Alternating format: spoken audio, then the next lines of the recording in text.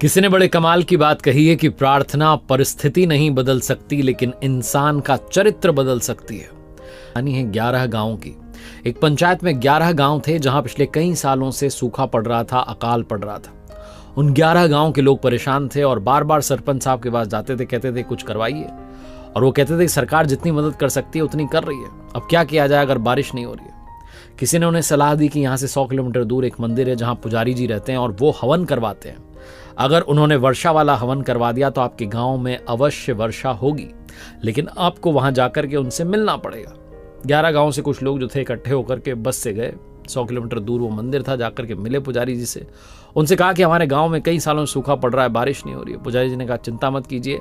मुहूर्त निकाला, तिथि बताई, समय बताया, कहा कि आप एक काम कीजिएगा, 11 गाँव से, हर एक गाँव से एक एक प्रतिनिधि यानी कि 11 लोग जो हैं मेरे पास आ जाइएगा, हवन करवाया जाएगा, देखना आपके यहाँ पर वर्षा अवश्य होगी। 11 गांव के लोग बड़े प्रसन्न हुए, जाकर के अपने अपने गांव में ढिंडोरा पीट दिया, बता दिया कि भैया बारिश होने वाली है, हवन होगा, उसके बाद बारिश ही बारिश। जो तिथि थी, जो मुहूर्त था, समय था, तय समय पर ये लोग पहुंच गए बस में बैठ करके वहां मंदिर तक। और 11 लोग जब हवन में बैठे तो पुजारी जी की दृष्टि जो थी, एक व्यक्ति पर विशेष दृष्टि थी, बार बार उसको देख रहे थे। जब हवन संपन्न हुआ, पुजारी जी ने प्रसाद बांटा तो उन्होंने कहा कि देखो बुरा मत मानना, लेकिन मैं एक बात कहना चाहता हूं, ये जो हवन है ये सफल तो हो गया है लेकिन सिर्फ एक गांव के लिए। बाकी के लोग घबरा गए कि आप ये क्या कह रहे हैं, 10 गांव में बारिश नहीं होगी, सिर्फ एक गांव में बारिश होगी, ऐसा क्या है उस गांव में। पुजारी जी ने कहा कि जो भाई साहब आपको दिखाई दे रहे हैं, सिर्फ इनके गांव में बारिश होगी। लोगों ने उस व्यक्ति की तरफ देखा और कहा इनके गांव में ऐसा क्या है। पुजारी जी ने कहा ध्यान से देखिए, ये अपने साथ क्या लाए हैं। लोगों ने कहा छाता लाए हैं।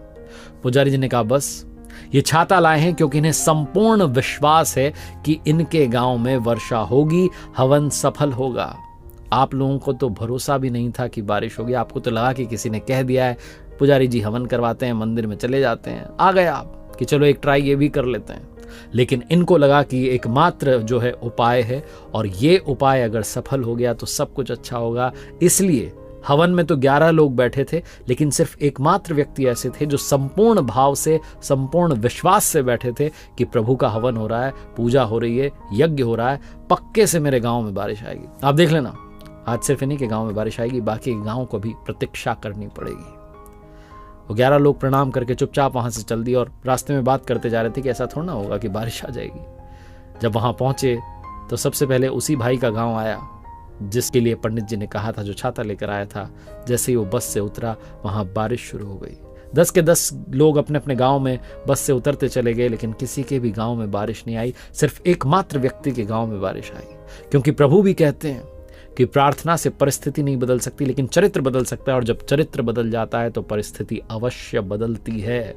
प्रार्थना से परिस्थिति बदलनी है तो पहले चरित्र को बदलना शुरू करो, प्रार्थना में विश्वास लाना शुरू करो, ये मानना शुरू करो कि अगर मैंने प्रार्थना की है तो सक्सेस अवश्य मिलेगी।